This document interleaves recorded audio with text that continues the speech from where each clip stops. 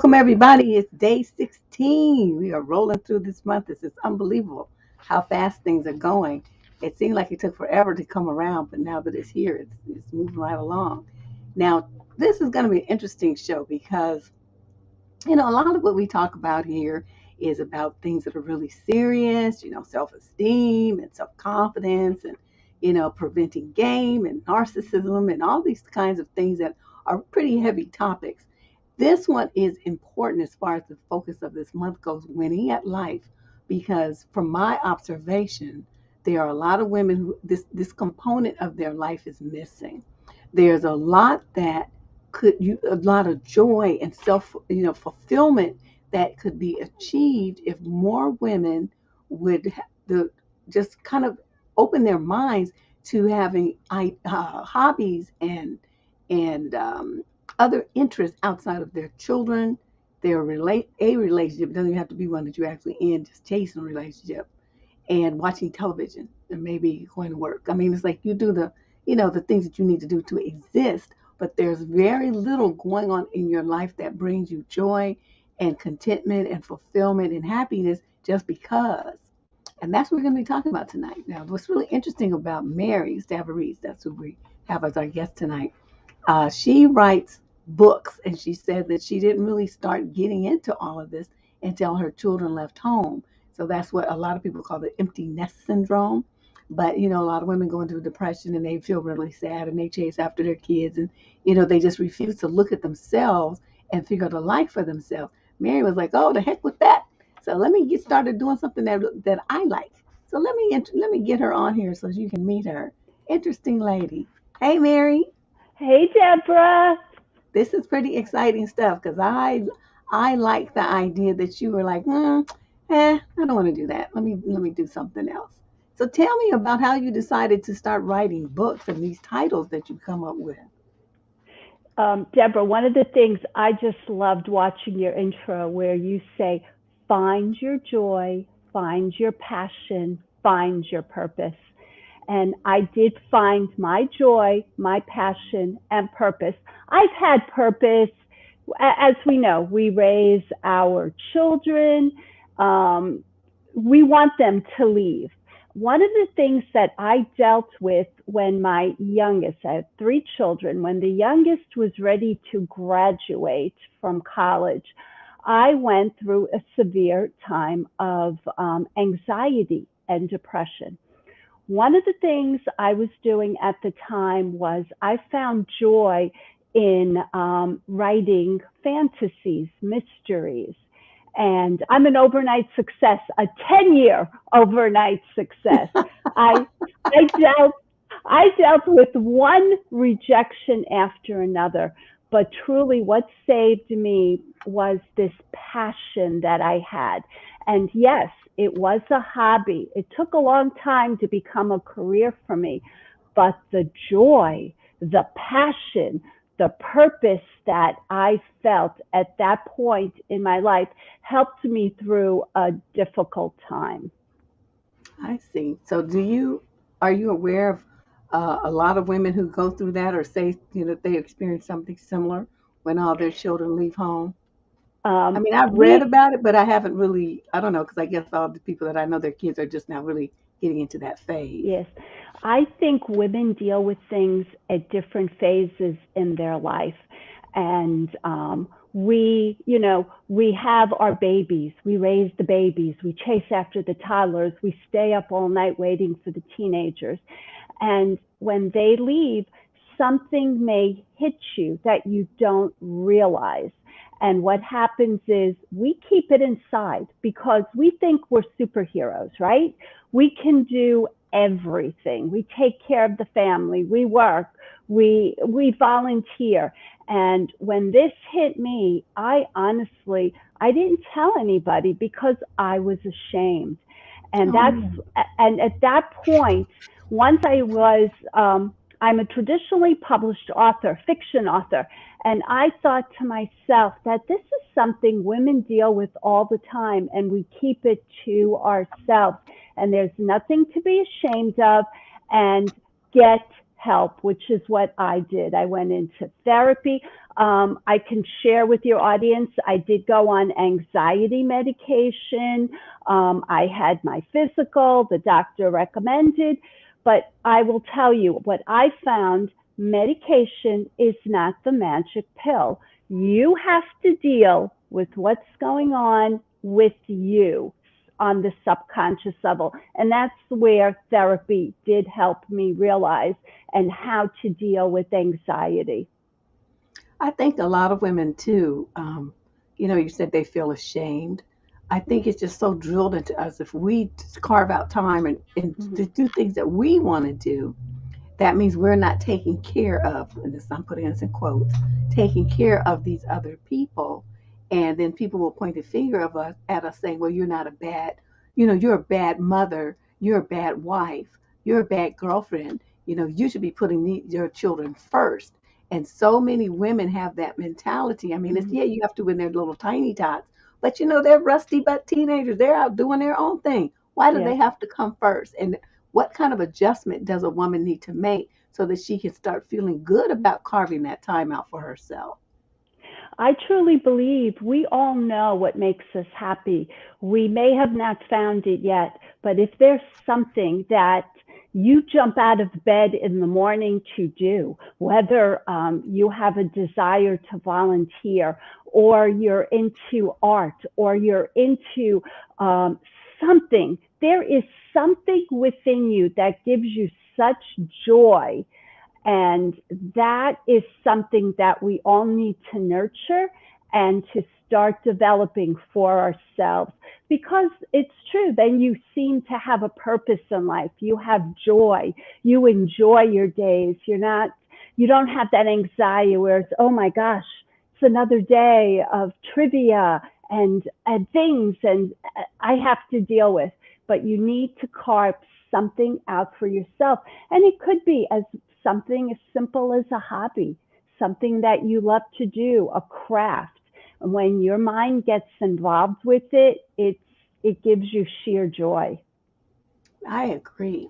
So, ladies, if you have any questions on this topic, hey Shay, you have any questions about, how you can get started trying to figure out what would be a good hobby or in a direction to take your life and a new interest, this is the woman to ask because she did it. She did it. Especially those of you who have older children that'll be heading off to college this fall. Your life is about to change, especially if that's your last one or, your only. You better figure something out quick. So, Mary, what do you have any ideas for women who maybe don't really know what, an exciting hobby or interest would be for them? Is there like, I mean, how did you figure out what you wanted to do? Deborah, I had this desire to bring fantasy to life on paper. And you begin to think, oh, everybody will say, hey, you can't do it. It's impossible, right? They always are there to put you down. But you know what? It was the passion that I had.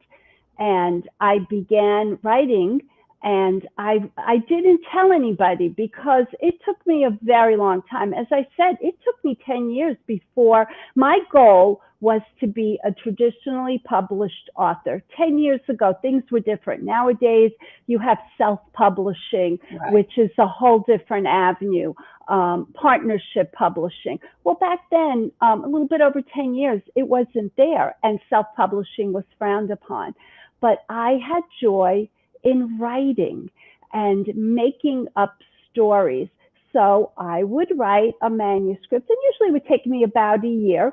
I would submit it, and I would spend a great deal of time submitting one rejection after another. But I'll tell you, what kept me going is I had idea after idea. And I just kept that hope in my heart, maybe someday. But this gave me the passion. So how do you find something? Well, think of something that you enjoy and start there. How do you find that? Try a couple of things. A hobby, as I said, can be volunteering.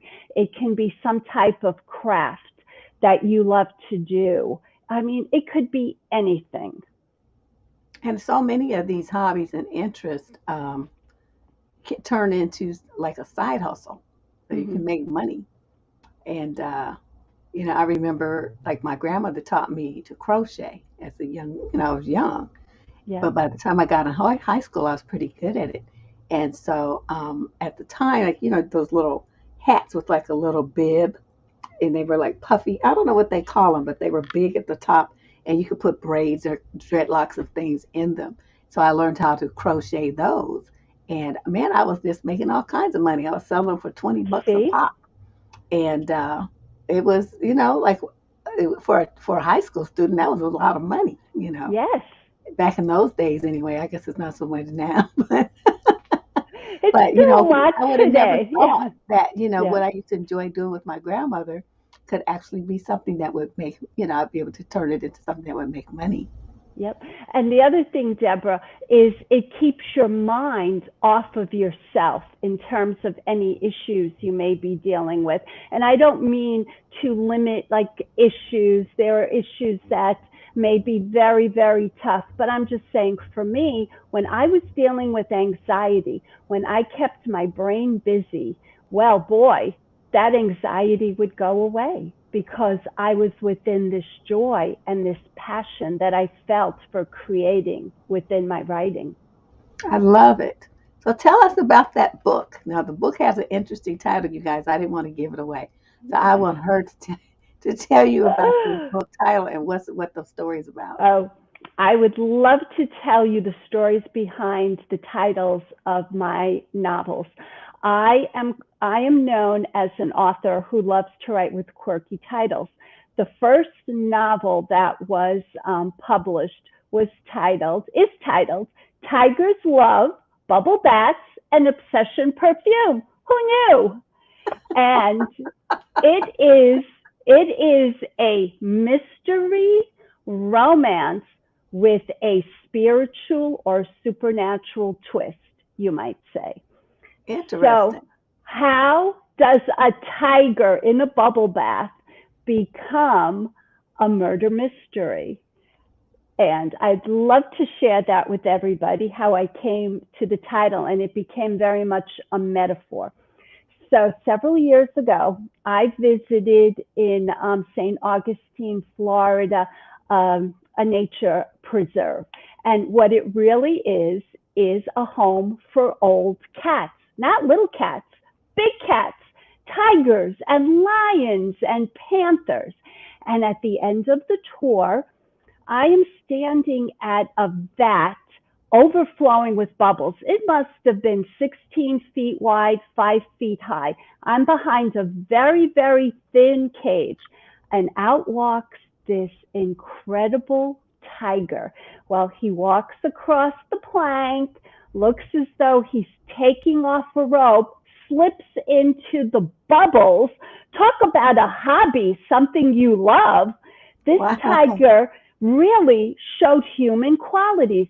And then he opened up his mouth, stuck his tongue out, and the wildlife handler sprayed obsession perfume on his tongue. And I said, that is the title of my next novel, Tigers Love Bubble Baths and Obsession Perfume. Who knew? And the title, Deborah, became a metaphor. And because these old tigers are old cats, tigers, the lions, the panthers, are tossed aside from possibly movies that they were in, TV shows, or people had them as pets. So being tossed aside like an old shoe, given another chance in life, began this metaphor for my protagonist, Angie Pantera, to start all over because after 25 years of marriage, she was tossed aside like an old shoe. So that is why I stuck with that title. And I fought with that for that title with my publisher because the publisher is like, what? Mary, please tell me that you have an actual tiger in there in your story. And I said, yes, it's my climax. So, Oh, that's so so interesting. Yeah, and I was, and I have to share my story of my first book. Um, it was going to be, traditionally published, and they sent me a contract. Yes. And my youngest brother's an attorney in Washington, D.C., so I sent it to him. I said, this is you, so, look this over, tell me what you think. And so he calls me and he says, well, you realize that this contract, if you sign it, you give them the right to change not only the title, Yeah. but any chapter titles, anything in the book, they can change everything, right? Yes. And I was like, what? Okay. And he says, yeah, that's what this says. So I called the person I was working with. I forgot what her title was, but anyway, I said, my brother just told me this and that, blah blah blah. And she said, yeah, didn't you read? I said, no. I said, then why would I read it? He's the attorney. And so she said, yeah, that's a typical contract, clause in the contract. I'm like, send me my stuff back. And so then that's when I self-published it, because I had a dream that was the title. I had a dream of what the cover was going to look like. And so to me, the book had to look like that, and it had to have that title. And so that's that. So I ended up, doing a self-publishing thing, but it worked out pretty well. But so I understand your dismay. Yep. So this is actually the title of my first published novel, Tigers Love Bubble Baths and Obsession Perfume. It's a tiger in a bubble bath. And this novel has won 8 awards. It was published 2 years ago, and it has won 8 awards. That's amazing. I'm so humbled and thrilled to share that with your audience. And that was your first novel? That was my first novel, yes. Wow, Mary, what a bang. Okay, you got a question here. And ladies, anyone have a question? Just type it here in the chat, and I'll put it across the screen for Mary to see and share her thoughts on. Did you ever Oh. Yeah. What a great question, Ash. As an author, do you struggle with self-doubt? I struggle with self-doubt every day, Ash, because in this writing environment, I signed a contract. The book you see behind me is my latest novel, The Girl in the Tall Wallpaper. But that self-doubt is always there, and you have to fight it. And I will tell you how to fight it. You tell yourself you are worth it, and you never give up on yourself, ever. If you have that dream in your heart, you stick with it, and I can promise you it'll happen for you. That overnight, I can't promise you that, but if that passion is there and the desire, and you stick with it, that it'll happen for you as well. That's beautiful. Thanks, Ash. That was a great question. Great question. Yeah, because a lot of people have so much self-doubt. They're scared to even take the first step. I think they're afraid of being ridiculed. If things don't turn out the way that they thought, they'll be teased and taunted, and they'll feel bad that they failed. So rather than deal with, that anticipated feeling of dread and failure, they just don't do anything at all. I know, Deborah, you couldn't have said it any better. And to fight that fear is to just start with those baby steps and do it, because then you will conquer that fear. You'll be so surprised. I mean, as I said, the self-doubt, even though I was traditionally published with the first book, hey, I went to write I proposed my second book, which was the first of a trilogy, and I approached new publishers. I'm already published. I was rejected, but I stuck with it. And I did find, because it only takes one person to have that faith in you. And believe me, that don't give up on yourself. Stick with it and take those baby steps, and that'll help you fight your fear. Mary, I know this was a while ago, but how many times would you guess that you were rejected before you got a yes? Oh gosh, 100 times, Deborah? Whoa. Over the course I started writing just slightly over 10 years ago, and it took me a good year to write the first manuscript. And then back then it was all snail mail. I spent 2 years, and it was, well, you can write, but it's not what we're looking for. One rejection after another. But as I said, because I had this joy and passion, I wanted to get up every day and create. And I loved it so much. But yeah, it's something you need to stick with, and you keep pursuing it. But yeah, over 100. And I still get rejections, and I still have self-doubt, but I believe in myself. I do remember the story of J.K. Rowling, and Yes, all the rejections that she got until she got a yes. And once that book hit, those other people were just kicking themselves all up and down the street because I didn't know, and not one child at that age that wasn't reading that series. I It know. was insane. It was insane, Oh, sure. And, unbelievable. and, and that would be a wonderful dream to have, to become another J.K. Rowling. So Yeah, I never, mean, never she give was up like on on yourself. welfare or something, and just Yes, like no money, and started writing the book on the bus on yes, her way home. I will never forget that. I was so impressed with her persistence and her vision of what could be, and she, just like you said, did not give up.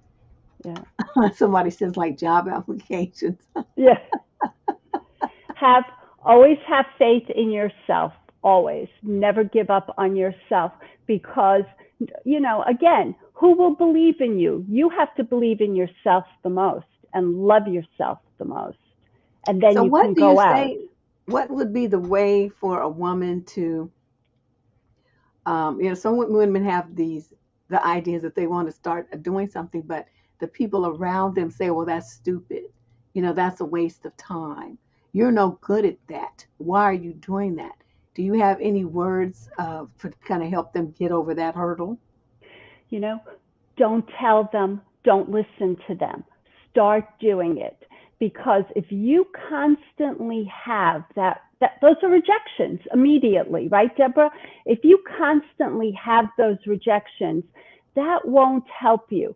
So if there's something you want to do, just do it, and just say to them, I'm going to give this a chance. Either support me, don't criticize me, but give me a chance. This gives me joy, and this is what I would love to do.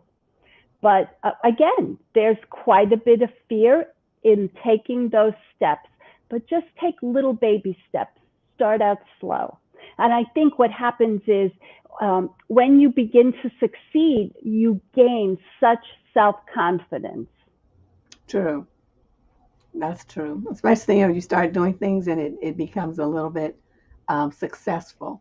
Yes, Then people say, "Oh yeah, that really like it," or "Can you paint something for me, or make me a necklace, or whatever it is that you're yeah, doing, bake me a cake and decorate it for my party or something." yes, That, I think, gives people a yes. little confidence. This is this is what you need to do, ladies. La la la la la la la. Don't listen to them. Anyone else Be- have a question for Mary? Believe You have in an interest you yourself. want to talk about, your new interest, or kind of get some guidelines and tips for success. This is the lady to talk to. This is your chance. Mary, what is it? I mean, okay, say there's so many adults that don't have any hobbies or interests. Yeah. Is this something that we should start trying to develop in our children, while they're young, exposing them to different things? And if so, how would a parent go about doing that, especially if they don't have any hobbies or interests themselves? Well, you'd be surprised with kids. You can see the joy in their face when they love something, right? It can be even at the youngest age, coloring. My youngest daughter in high school, she loved coloring. That's a hobby. Well, look what happened, right? Now you see these books in the supermarket, color in, right? Pencil in. So somebody had that idea. And let me tell you, that keeps your mind busy, and that they give that to people that deal with severe anxiety, and they just Oh, love, really? right, to color those things in. So children, there are things that children just naturally love to do. So I would just keep encouraging them. Okay. And then as they grow older, then they'll have these interests. So someone wants to know, why did you choose this profession? Um, Mary, I think this profession chose me, and I was just so grateful. As I said, I had this desire to create fantasies, and so I began by writing my ideas down on paper and developing stories.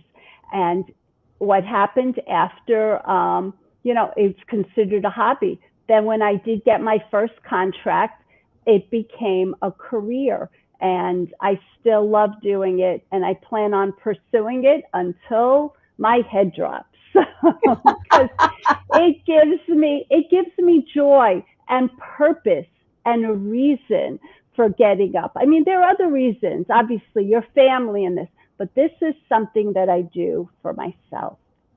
I think that's the key thing because so Yes, many women do they do what they do for somebody else, yes, to take care of someone else, to meet someone else's needs because someone else expects them to, because they feel like it's something that they're, quote, supposed to do, some sense of obligation.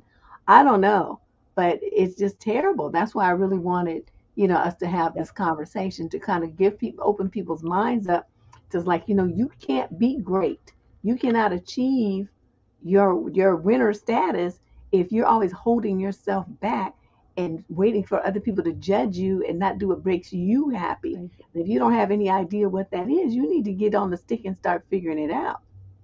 right. And you don't have to wake up in the morning and say, I have to do something great. That's not what this is about. This is about finding something for yourself because you are worth it, something that you love, and you'll know it. Once you say, oh, I can't wait to wake up in the morning and get going with this, whatever it is, a hobby, gardening, volunteering. There's thousands and thousands of ways to volunteer. And it gives you such an incredible feeling. One of the things that I did do along with my writing and, raising the family and working, I volunteered where I was a Eucharistic minister for my Catholic church, and I would bring the host, the communion, to nursing homes. And that was so wonderful, Deborah. Meeting these people, what joy it gave you. That was another hobby that I would do. Yeah, So that sounds very fulfilling. it certainly was, and Well, still let is. me give you Yeah. time to to tell people where they can find out more about you and your books, Oh, and ask you a few questions to follow up if they have some. yeah.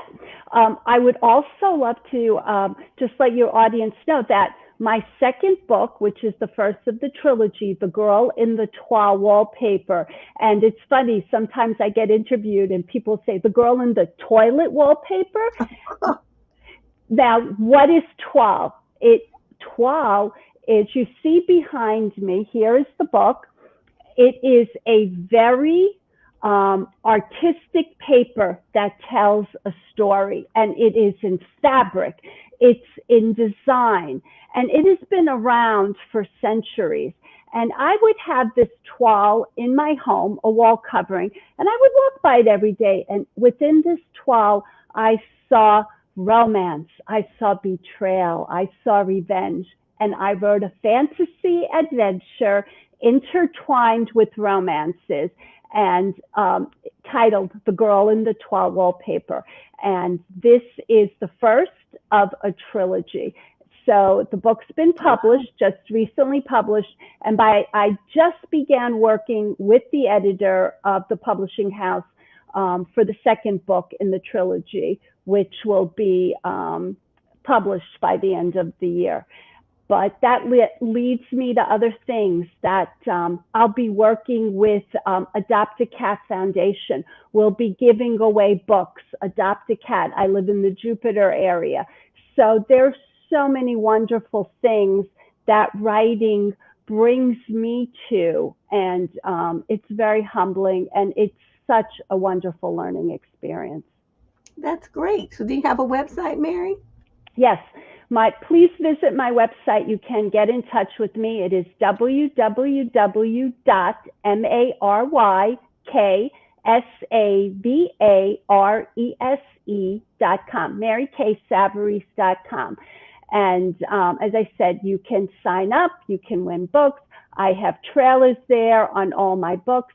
And in March, I plan to launch a new website for young adults where it will be a clean site that they can come to. We'll have writing contests, we'll have games. And the Girl in the Twa wallpaper, I've had fabulous reviews where they compare it to A Wrinkle in Time and Doctor Who. And it was reviewed that it's for high schoolers and older because it's a fantasy adventure. So if your audience loves fantasy, if they love adventure and they love romance, check out my novel, The Girl in the Twa wallpaper. But it's everywhere. I'm in Amazon, I'm in Barnes and Nobles, I'm in any independent bookstore. I may not be on the shelf, but they will get the book for you usually, right. Yep, the next day. And I love to help the independent bookstores because so many of them have closed, especially in my area. Yeah, everywhere. It's been a tough time for them. Well, thank you, Mary, for coming through and talking to us about hobbies and interests and finding what's going to make us a winner at life. I appreciate it. It has been such a pleasure, Deborah. Thank you. Okay, you guys, that was Mary Savarese, and she was here talking to you about, thinking about how you can change your life in a way that most people probably don't really think about. You want to have something that brings you passion, something that you think about, it makes you excited, something that you do so much, when you get into it, you forget to eat. You forget about the troubles you have. You forget to do anything that's bothersome because you're so engrossed in this thing that you find so wonderful. And I think that's what a lot of women are missing. I mean, they don't even read. We've talked about this. You go into people's homes and they don't even have books. So they don't read. Their one hobby might be, I don't know, watching television maybe, something like that. So this show, like I said, it's not the typical type of conversation that we have here. But to me, this is part of the puzzle of what's missing in your life. A lot of you are looking for fulfillment in a relationship when you should be looking for fulfillment from the person in the mirror. And this is just a way for you to start working on that. Okay, that's what that's all about. So we have a wide variety of guests. We still got many more days in the show. We got a couple of live streams in a row. I don't know how I did that. Me and Shay gonna die because I try to usually break it up, but that didn't happen this time. So tomorrow we're going to have Marilyn on. She's going to tell you how to win by breaking the rules. All of you goody two-shoes people, you just want to do everything everybody tells you, and you don't want to ever take a risk. You don't want to take a chance. You don't want to, do something that's outside the box. Well, we're going to talk about that, and I think that'll be a good conversation. And then the day after that, Steve is going to come on, and there are a few of you talking about the fact that you're introverts, and you wanted to hear, how he got past it. So, he's a happily married man and he's got all this stuff going on. So he wants to talk to you about being an introvert and how you can get past it. Basically get past yourself, ruining your life, hiding from everybody and everything. So that's what we got coming up for the next couple of days. Next week, of course, we're back to having what the fuck Tuesday, the relationship advice show. So I thank everybody for coming. If you have any questions, you want to suggest anything, DNN will be coming up in the summertime. So send your memes, comments, and crazy stuff in to survivingdating@gmail.com. Make the subject line Dusty News or DNN. It filters into the same folder. And then we'll get it. In the meantime, be sure to hit that like, the subscribe, and share button. To share any video, it doesn't have to be this one. Just, share one. And we will see you guys all here tomorrow evening. It's still 6 p.m. Pacific time. That's 9 if you're on the East Coast. And hit that subscribe button and hit the like before you go. We appreciate it. Thanks, everybody. See you guys tomorrow. Bye bye.